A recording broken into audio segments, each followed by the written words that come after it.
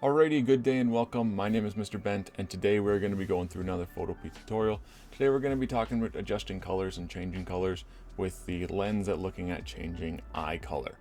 This is a way we can do this to make the color changes look natural and seem legit and real, and that's pretty important so it doesn't look like we just dropped something into MS Paint, took a paintbrush and painted over it, because that really doesn't look very good. We want to make it look natural, we want to make it look subtle, and we're going to kind of talk about some of those changes throughout dealing with this eye change. Today we're going to be going through and we're going to be using this image of Thor. So down in our description below, as always, there will be a link to this image. So that way you can access that. You just need to copy it and then go paste it into your web browser, and you should have access to this image so you can download it if you want to follow along with the same image that I am using. So my image has already been dropped in here. Whenever you're messing around in Photopea, it's a good idea to make a duplicate of whatever the layer is. So I'm going to press Ctrl J. You can always right click and go to duplicate layer. It's the same thing, but I'm going to lock out that bottom layer, that background layer. I like to do that on all of my images and all of my projects. In case something goes wrong, in case there's a whoopsie and you can't undo and go back far enough, at least you don't have to go searching for that image again and drop that image again. It just kind of saves a little bit of time, and it's also nice to look at some comparisons side by side by turning stuff on and off to see what the original image actually used to look like. So when we begin this, there's a couple ways we can go about selecting these eyes. Sometimes it works better than others for some of these, but I'm just going to talk about those few methods. So one of them is the ellipse tool, the ellipse select. That'll select stuff in more of that oval or rounded shape.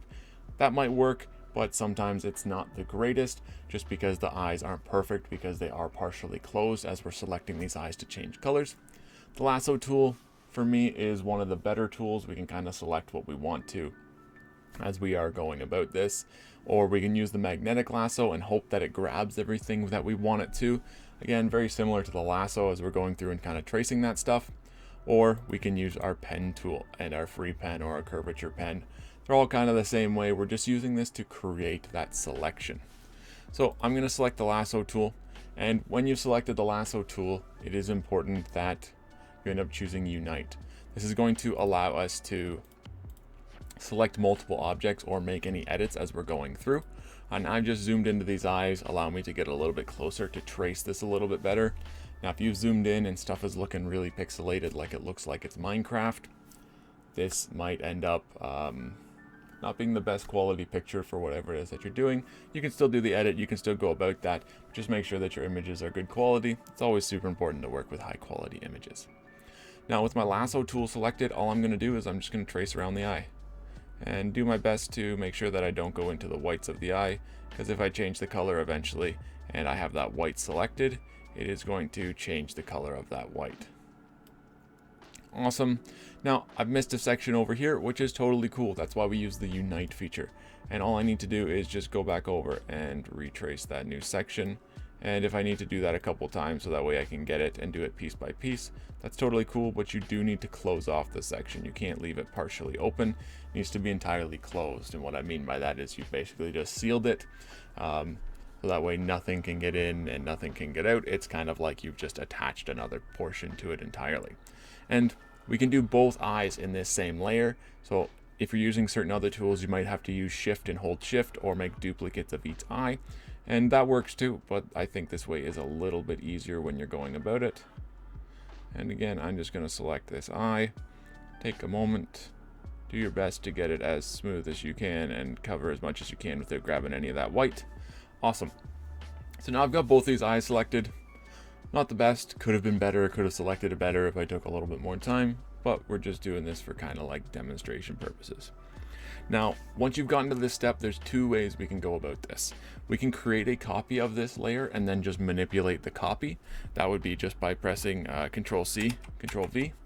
And now I've created a extra layer of those eyes. We can just go through and redo the same steps that we're about to do, but I'm going to do things a different way. I'm not going to make that duplicate. That is a way you can do that though.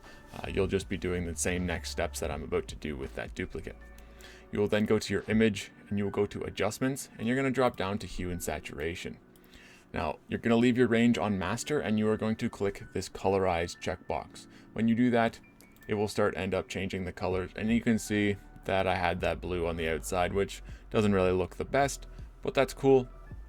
It's still going to show the effect. It's still going to give you the idea of what we're going on about. Now you can just use this hue slider and you can adjust those colors. You can change the color of those eyes, whether you want to make them green, blue, whatever, doesn't really matter.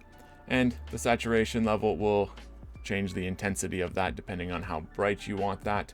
And you can increase, again, the saturation and the lightness of everything through this menu.